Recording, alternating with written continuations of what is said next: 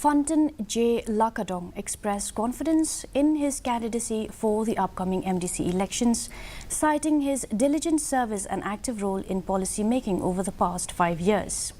Acknowledging the natural presence of anti-incumbency sentiments, he dismissed concerns about its impact in his constituency, asserting that support for the NPP remains strong.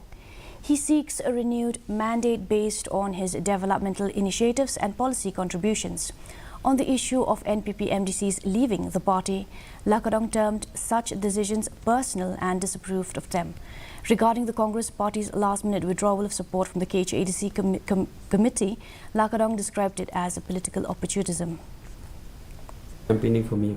When it comes to policy making in the district council, so I was a part of it. So I feel that I've done my duty as an MDC. I've performed.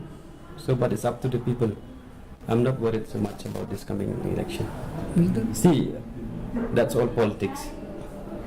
That's all politics. They could have lived quite a long time, but why they are here?